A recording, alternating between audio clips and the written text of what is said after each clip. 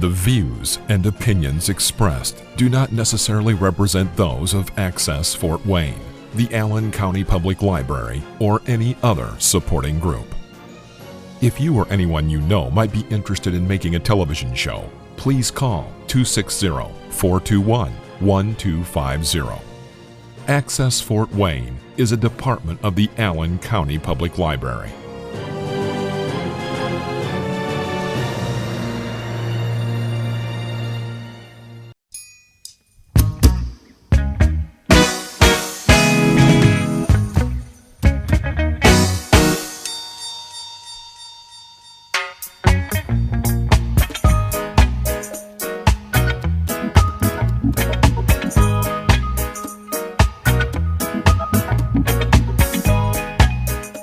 This is your DJ Unga for the Jam Rockin' Show, 95.7 FM on your radio dial in the greater city and all of Indiana, Fort Wayne that is. Tune in. Welcome to the Consciousness. This is the Consciousness. I am DJ Unga from the Jam Rockin' Show on WELT. Now, this is my TV show, The Consciousness. And my guest this evening is Phin. Good evening, sir. Good evening. All right. Now, Phin, were you born in Fort Wayne? I was born in Terre Haute. Terre Haute. Spent most of my life in Indianapolis. Wow. Mm-hmm. Wow. You've been outside of the state, so to speak, much? I went to Japan in second grade. Wow. I remember being impressed with the koi fish and the temples. Mm-hmm. But I mean, I was in second grade, so I don't remember it that well.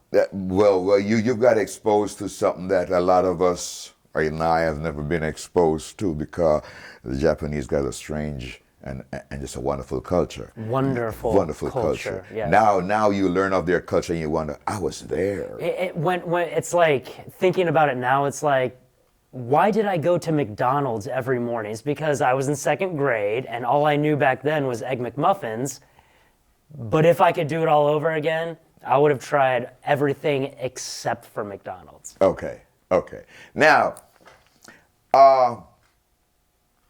it's kind of tricky here right at this point, because I'm not knocking McDonald's, you're okay, McDonald's, but I'm a home cook guy. I love to cook my own meals and all that, because I want to know what I'm eating and all like that.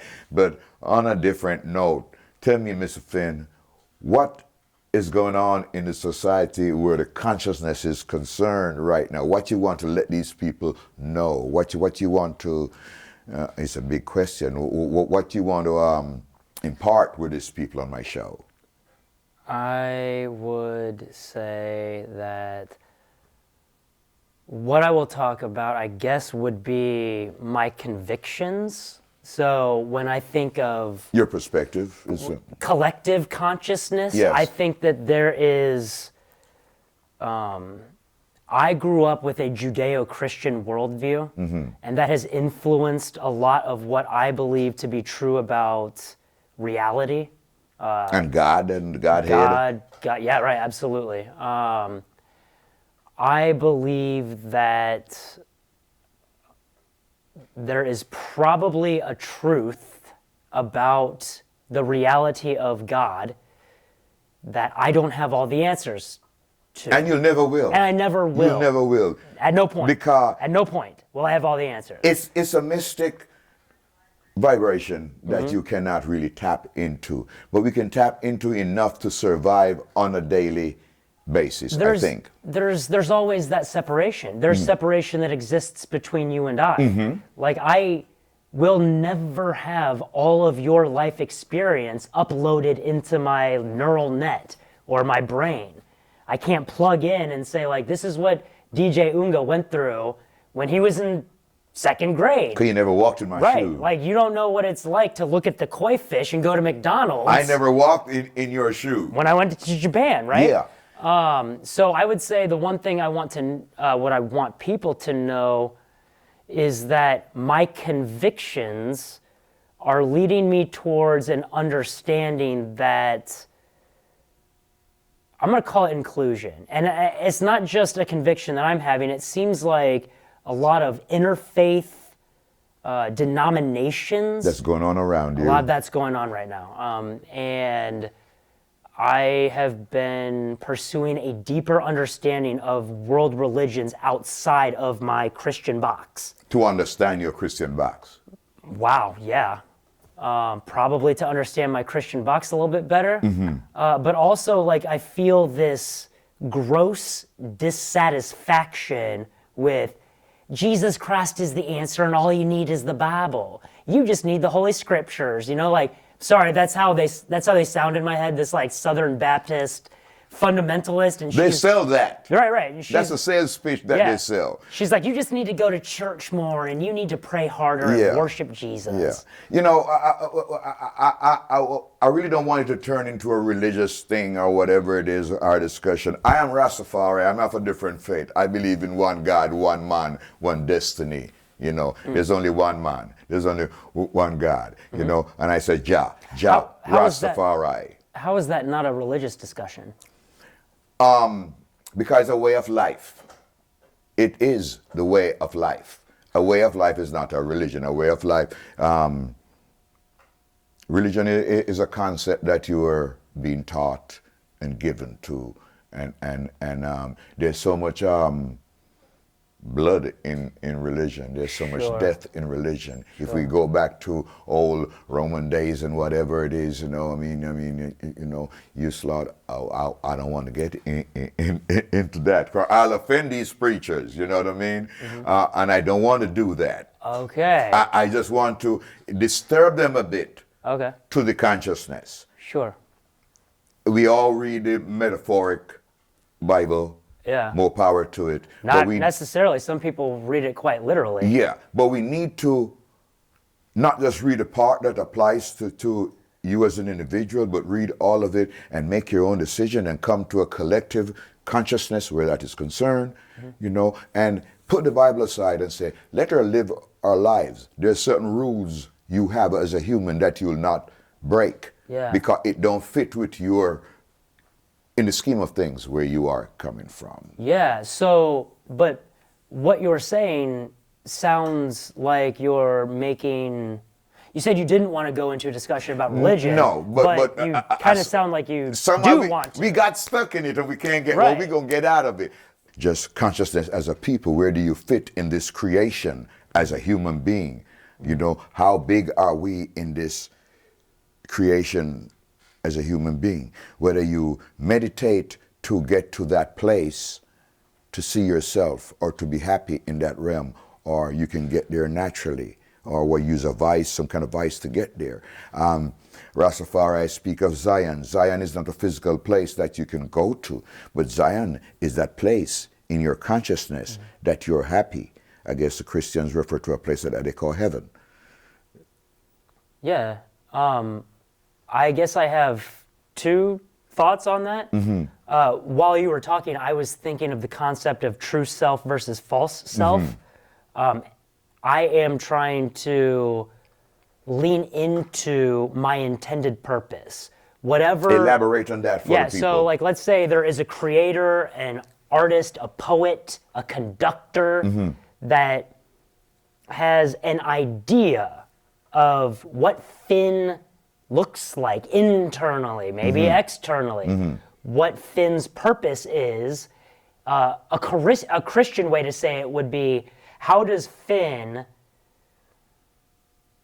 fit or manifest? How does Phin reveal the fact that the kingdom of heaven is here on earth?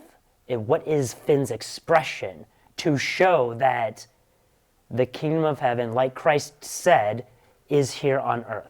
It is already and not yet. So part of it is the true self, my expression here, which is already. Then there's the not yet, which is heaven, right? So Zion, as you say it. Yeah. But Phin. Yes. It wasn't just overnight you got to this concept or consciousness. Something led you to that. I'm taking here you had a strong religious background. Yeah. You was raised up Christians. Without choice, my mom and daddy had to go to church. Understand that. But in your adult life, as you grew, you found out that I have to look outside the box Yeah. Yes. to see 100%. your purpose and your meaning and being. It was Christianity itself that taught me to think outside the box. So Okay. one of the things that's fascinating about the historical documents that we call the Bible is that everything seems to be moving towards inclusion, right? So you've got Abraham, who was told by God, you will be a people. And then it's, Egypt, you've got the slaves, God doing a work in this people group, and they're given a land, the Jews, the Hebrews. And Christ comes and says, you know what, it is about the Jews, but it's also about the Samaritans, which is half Jewish, half Gentile. Incorporation, yes. Then it's all about the Gentiles. And here's the thing about the Bible. All of those Pharisees, those religious experts, said, we know what is true about God because we have the story of Moses and the sacred scriptures, which is what we're saying now. We know what is true about God because we have Jesus, and we have the writings of Paul, and we have the Bible. And it's like, you remember how those religious experts were putting God in a box? What do you think we're doing now? And so if it's true that the overall blanket or the umbrella is inclusion and incorporation, like you said, which is a good word, then maybe, just maybe, God can do it again. And he's outside of the box that we put him in. Well, as according to the biblical teaching, what has been done will be done, it will happen again. And the Christians look for God to come back and save their souls. Saving your soul is your business. That's you need to save your own soul. God ain't coming to save your soul. You have to save your soul. Because you know what? He never left you. This is my temple, and he dwells in my temple. You see, so I can make this temple clean to absorb the godliness in us. The godliness for me is like a strong energy. It's there. You know what I mean? Rastafari. It's there. You have to know how to tap into that vibration. Whether you do it through meditation, or I can be unconsciously meditating, and like I'm talking to Eugene, and Eugene's a friend of mine from a way back, and I'm talking to somebody else, and we're having a conversation, but I'm the only one there. You see what I'm saying? What I'm conscious of, and I can hear what he has to say as an input in this conversation. I'm listening to this, and and at that moment I'm wondering, did I cross into a warp thing where it is actually happening in a parallel sort of a situation? You see where I'm going with this? Perhaps. So you're having an actual conversation with him? I'm actually in a conversation with him. Okay. But he's not physically there. Interesting. So do you believe that there is some substance that is divorced from the form that we possess? I'm trying to say how powerful the mind is. Sure. And what the mind can do. I recently visited my neighborhood where I grew up in Jamaica, and I was walking down the streets, and I was smelling, Miss Jane making her coffee in the morning, and baking something, and kids playing, and I could hear the cans kicking, and all like that, and I woke up. Was I dreaming? No, I wasn't dreaming. I was just in a state. I don't know what that state was that I was in. It's a level of consciousness where all these things became strong and physical. But we're going to take a break and come back with that. Okay. Okay, we'll be right back.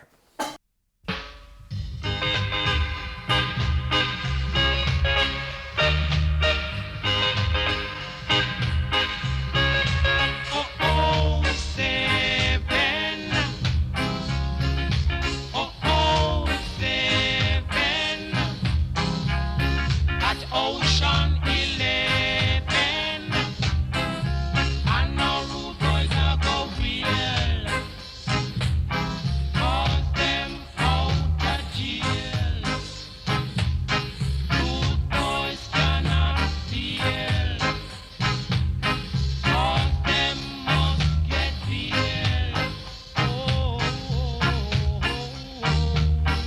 Them a loot, them a shoot, them a wheel. A shanty town. Them a loot, them a shoot, them a wheel. A shanty town. Root by the probation. A shanty town. Root by a bomb up the town. A shanty town.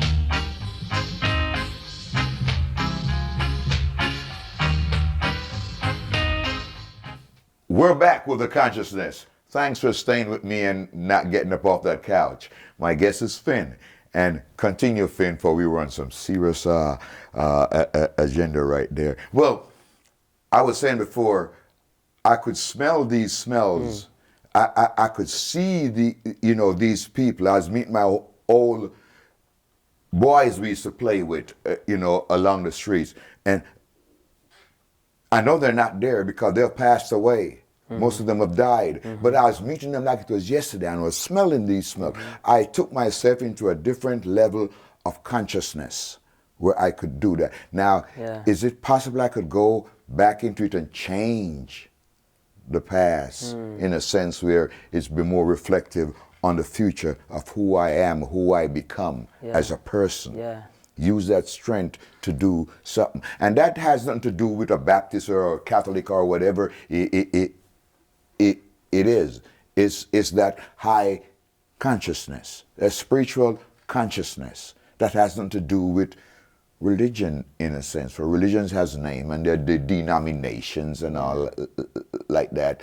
Hey, we got little time, but take it from there. Give me your input into all that. I guess there's a couple of directions I could go in. I right now I'm living at the rescue mission because I felt like God led me there. On a path? Yes, I was on a path. And the mission you not know yet? I basically, I felt compelled to be there, for lack of a better word. I felt compelled to be there, and when it was revealed to me that was what was right, I was freaking out. I was using colorful metaphors. I was using the F word, and I was saying, I was directing that towards God. But once I submitted to that guidance, I realized a lot about what my purpose was, who I was. That's a roundabout way for me to tell you that at the rescue mission, people don't always smell very good. And I remember... I understand, most of our listeners here or viewers know what it is people who have had, bad luck in life. Sure. But I met someone that just felt like she was full of grace. And for the first time in about 10 years after meeting this person, her and I talked about the word grace, the concept, which by definition is unmerited favor. But to me, the word grace became feminine in a sense. Almost that instead of doing, which is what we always talk about when we use the word grace, what can you do for grace? This was more of like a state of being. And it felt like a sanctuary. It felt like I don't have to do anything. I just need to be, and everything will be provided for me, like the womb. I slept that night like I hadn't slept in years. I woke up and the word grace popped in my head and I could smell her. It was weird. It's not weird. The levels that we can go through as human. A good friend of mine said to me, DJ, we have powers. Human has powers. Yeah. And it took me a while to really grasp that aspect of it, is how you direct that vision or that state you are in to work for you, to manifest itself. Because she was an angel.